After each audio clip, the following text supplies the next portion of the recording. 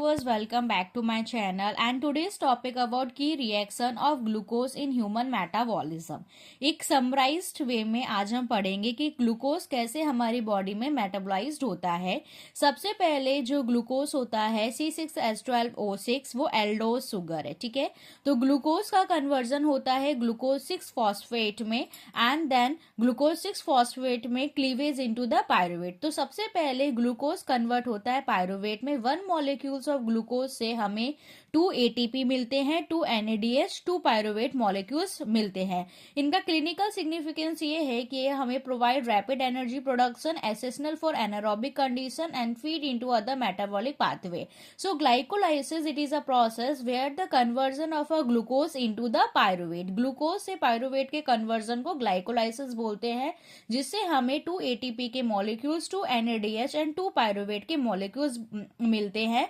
Glycolysis process under anaerobic condition में होता है। After the glycolysis process the pyruvate जो होता है इसमें कन्वर्जन होता है एसिटाइल CoA, ठीक है। Pyruvate is converted into the acetyl CoA और जो ग्लाइकोलाइसिस प्रोसेस होता है वो होता है सेल के साइटोप्लाज्मा में, और सेल के साइटोप्लाज्मा में पायरुवेट कन्वर्ट होता है एसिटाइल CoA में, और acetyl CoA is a convert into the citrate. Citrate जो ये कन्वर्ट होता है वो इसके माइटोकॉन्ड्रिया में होता है। तो ग्लाइकोलाइसिस प्रोसेस होता है साइटोप्लाज्मा में, और सिट्रिक एसिड साइकिल या क्रैब साइकिल भी इसको बोलते हैं। ये कहाँ होता है? माइटोकॉन्ड्रिया में, सेल के माइटोकॉन्ड्रिया में होता है, ठीक है।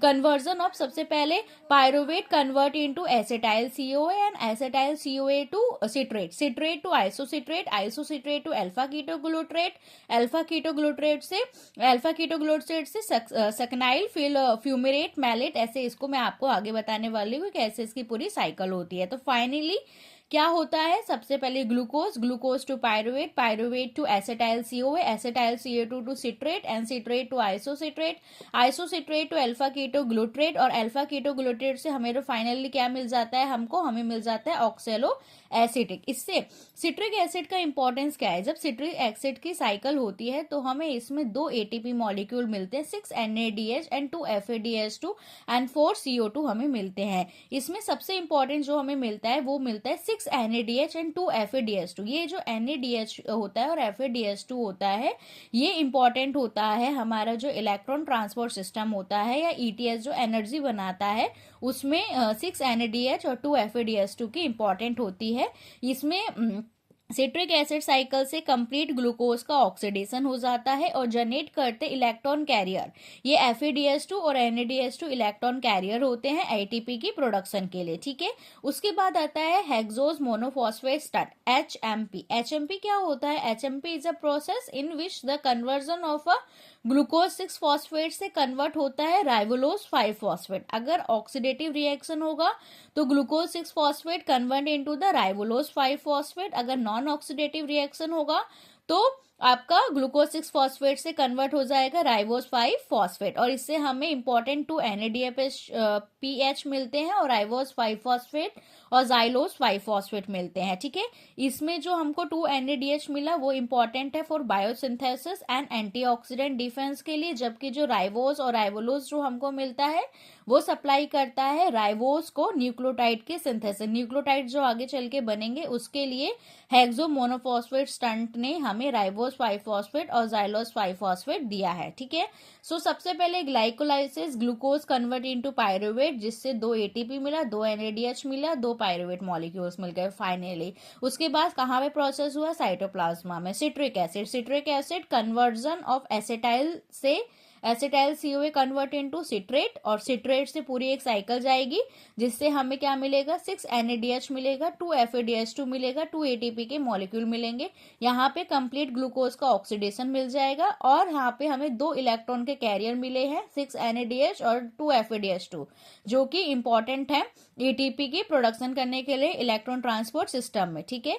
उसके बाद हेक्सो मोनोफॉस्फेट स्टंट होता है HMP हेक्सोस मोनोफॉस्फेट स्टंट।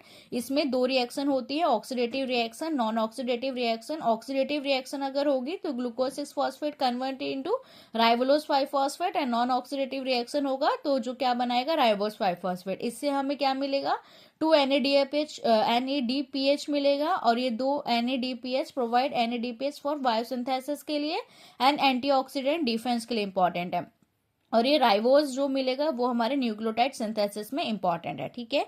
अब आता है ग्लाइकोजिनेसिस। ग्लाइकोजिनेसिस, जिनेसिस मतलब बनना, conversion of a glucose, glucose से बनता है ग्लूकोज 6 फॉस्फेट, ठीक है। The conversion of a glucose to glucose 6 phosphate, और ग्लूकोज 6 फॉस्फेट से फाइनली क्या बन जाना, ग्लाइकोजन, ठीक है।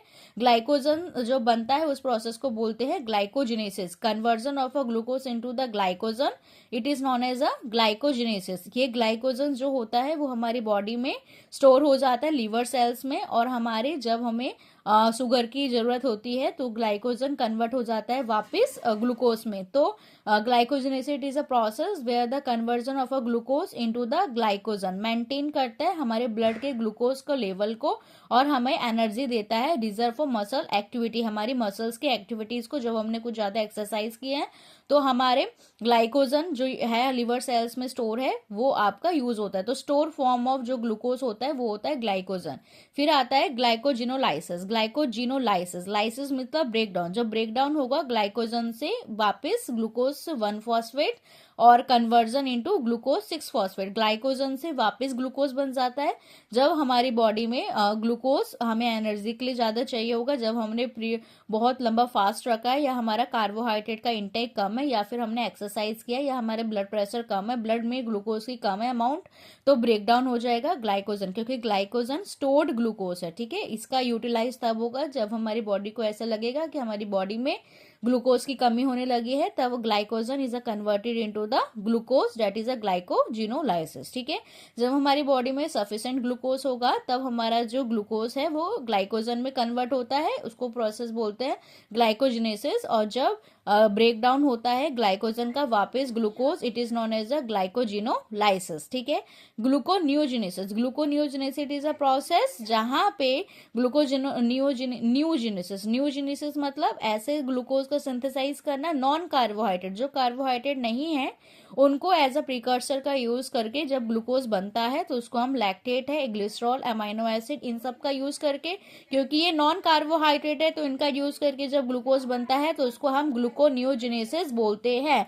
Maintain blood glucose level during prolong, जब हमने काफी समय तक प्रोलॉन्ग फास्टिंग करी है या हमारे ब्रेन के फंक्शन के लिए चाहिए होगा, तो हमें ब्लड के ग्लूकोज को मेंटेन करने के लिए कभी कभी हमारी body non carbohydrate precursor lactate, glycerol और अमाइनो एसिड को भी सिंथेसाइज करती। इसके बाद आता है electron transport chain. Electron transport chain क्या होता है, energy production. Energy production oxidative phosphorylation process में जाता है, जो हमें सिट्रिक एसिड साइकिल या क्रैब साइकिल से जो हमें इलेक्ट्रॉन ट्रांसपोर्ट चेन मिला है, NADH मिला है, FADH2 मिला है, उससे हम ATP बनाएंगे। जैसे आप यहाँ पे देख सकते हैं कि सिट्रिक एसिड साइकिल से 6 NADH और 2 FADH2 बना है, वही यहाँ पे इलेक्ट्रॉन ट्रांसपोर्ट चेन में यूज होके हमें ATP मॉलिक्यूल्स देंगे, ठीक है। एनर्जी मॉलिक्यूल से 34 ATP बनता है। 34 ATP पर ग्लूकोज मॉलिक्यूल से 34 ATP इसका प्रोडक्शन होता है, okay. So this is a metabolism of a glucose, and now we are going to describe the step in glycolysis. ये स्टेप है ग्लाइकोलाइसिस के, आप इजिली नोट डाउन कर सकते हैं। Glucose, glucose 6 phosphate, fructose 6 phosphate, fructose 1,6 phosphate, 2 glycerol 3 phosphate, यहाँ से reversible हो जाता है 1,3 phosphoglycerate, 3 phosphoglycerate, 2 phosphoglycerate, phosphoenol pyruvate and 2 acetyl CoA। तो ग्लाइकोलाइसिस प्रोसेस होता है ग्लूकोज से पायरुवेट तक, और उसके बाद पायरुवेट से एसिटाइल CoA, ठीक है। और फिर उसके बाद होता है क्रैब साइकिल। क्रैब साइकिल्स में क्या हुआ, जो हमें एसिटाइल CoA में है citrate, isocitrate, alpha ketoglutarate, succinyl coenzyme A, succinate, fumarate, malate, oxaloacetate, इसमें हमें NADH मिला और FADH2 मिला। यही वापस जाके इलेक्ट्रॉन ट्रांसपोर्ट सिस्टम में ATP बनाने के लिए हेल्पफुल होता है।